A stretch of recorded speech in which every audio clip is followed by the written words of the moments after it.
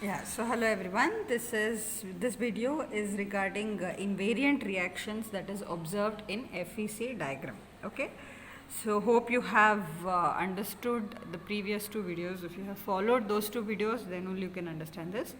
Again, every video that I make is all relative, so please refer to previous videos and then get back to this. Okay.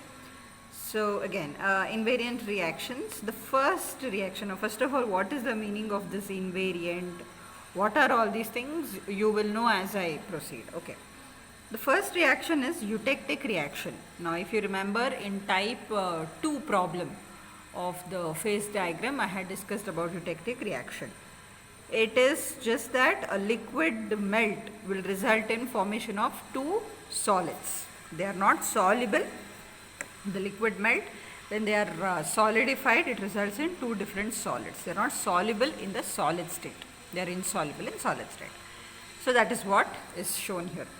Now eutectic reaction pertaining to phase diagram, iron carbon phase diagram means this reaction will take place at 1147 degrees Celsius with 4.3% carbon.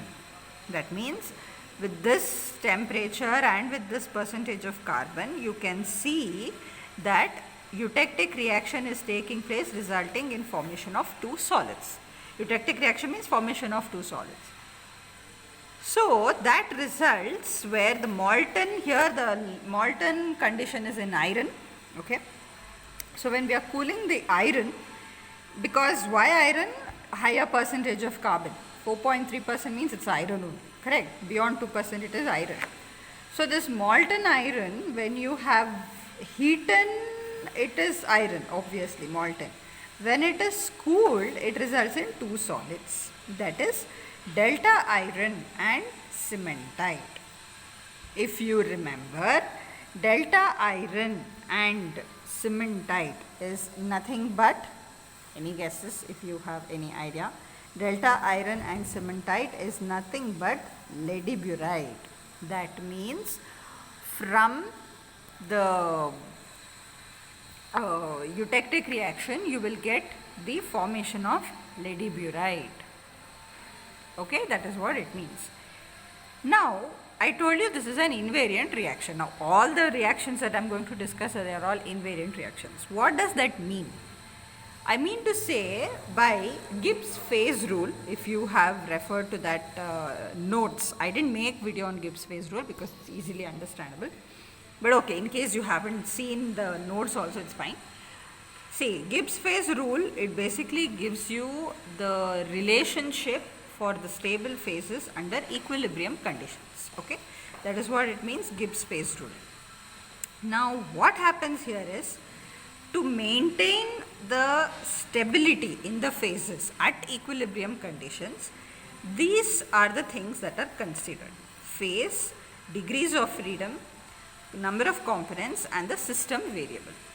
Now, as you can see, this LHS and RHS, if they are balanced only, we can say that any phase or number of any phase, it can be unary phase or binary phase, tertiary phase, any type of phase, they are stable at equilibrium conditions. Okay. So a proper mathematical expression to express the stability of the phase, Gibbs phase rule was found. Okay.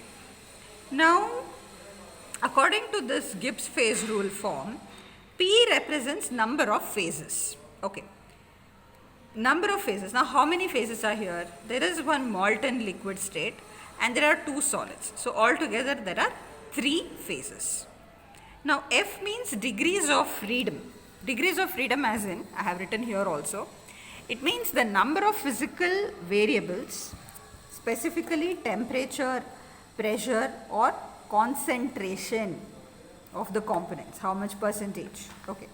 So temperature or pressure or the concentration, number of physical variables that can be altered without altering the phase. That means how many variables you can vary. If you are varying temperature or pressure or both, temperature or pressure or concentration or all the three, whatever is a combination. If you are altering any of these things, how many variables can you alter such that you are not affecting the stability of the phase? Okay, that is what it means, degrees of freedom. Now that is what you're supposed to find out. How many phases, how many variables can I alter without changing the phase? Okay, that is what you're supposed to find F. And C represents the number of components. Now how many components are there? Two solids are formed. Correct. There is one liquid which results in formation of solid. So anyway you see there are two solids and two components, liquid and solid. Correct. So that's why C is 2. And this digit 2 I have represented as 1. Why? Because 2 represents the specific system variables, temperature and pressure, which can be changed. Now here I am considering only pressure because temperature is fixed. Reaction is taking place only at this temperature. So my temperature is fixed and my pressure is changing. If both were to change, then I would have retained it as 2. Since here temperature is fixed and pressure is varying, I write it as 1. Okay, that is Gibbs phase rule for iron carbon diagram when I am referring to. So what is the value of F? It gives me 0. F equals to 0 means I cannot alter any of the physical variables, be it temperature or pressure or the concentration of these components, that is liquid or the solid. I cannot change. If at all I change, the phase will go. That means the stability of the phase will alter. So it means to say that by Gibbs phase rule, that eutectic reaction is invariant. That means I cannot change. These reactions should take place at this temperature with this concentration only. Nothing can be changed. That is why it is called as invariant. Invariant means something which doesn't vary. If I were to vary, like if I can change temperature, if I can vary pressure, if I can vary concentration, still I should have the same stability. But F is 0. That means for this stability to come, I should not alter anything. Got it? So that is why this is called as invariant reaction. Similarly, if you have understood this, the same thing holds on for the other two reactions. Okay. Second one is peritectic reaction, where in peritectic reaction there is formation of one solid, okay, wherein one molten iron is combined with one solid to give rise to one solid. So it is L with S1 giving rise to one solid. Okay, so that is peritectic reaction. This reaction will take place at 1495 degrees Celsius with 0.18% carbon. Okay, so this is peritectic reaction. This is how it takes place. Now again, when you apply the Gibbs phase rule, again here P is 3. There is one liquid and two solids involved, so the number of phases are 3. Degrees of freedom is what I am supposed to find out. Components, there is one solid and one liquid, so C is 2, and 2 digit I have taken 1 because temperature is fixed, only pressure can be varied, so I take it as 1. That results in F equals to 0. That means I cannot change any of the physical variables. I don't have any degrees of freedom. This reaction cannot be changed. It is invariant, something which cannot be varied. Okay. Next is similarly eutectoid reaction. This reaction is seen in the diagram at 727 degrees Celsius with 0.7% carbon. So the temperature is fixed again.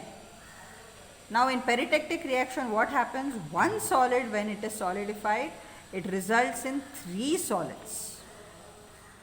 Solid 1 and solid 2. Okay.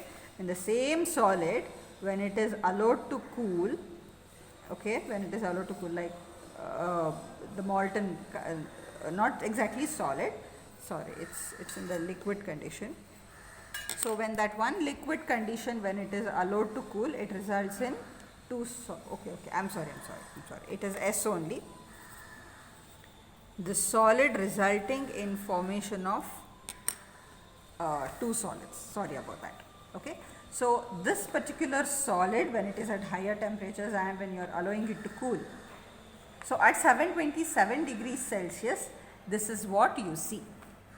Okay, that is alpha iron and iron carbide. If you remember the phases of diagram, this is nothing but formation of pearlite. This combination results in pearlite. Okay. Again, when you apply the phase rule, you see that F is equal to 0. This is eutectoid reaction. So what are the observations of this invariant reactions is that degrees of freedom, when you apply the Gibbs phase rule in all the three reactions, it is seen that it is 0. 0 means you cannot change any of the temperature or the pressure or the concentration. So all the reactions are invariant, something which you cannot change. Also, it is observed that Leddy-Burite phase is formed as a result of eutectic reaction and austenite phase is formed as a result of peritectic reaction. This, I forgot to tell, this is nothing but austenite, gamma iron. Correct. Austenite is formed as a result of peritectic reaction and pearlite is formed as a result of eutectoid reaction. Okay.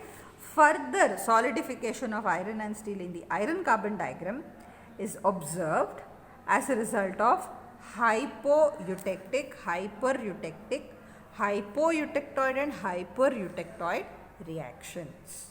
That means further solidification at varying temperature and compositions of iron and carbon, when you see the components or the reactions, they all happen, that is because the solidification, all those things will happen as a result of all these reactions.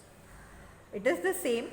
So that is why solidification of cast iron, that is hypereutectic, hypoeutectic, solidification of steel, hypoeutectoid, eutectoid and hypoeutectoid, all these things, the detailed notes, solidification of steels and cast iron, it's given in the notes, please refer to that.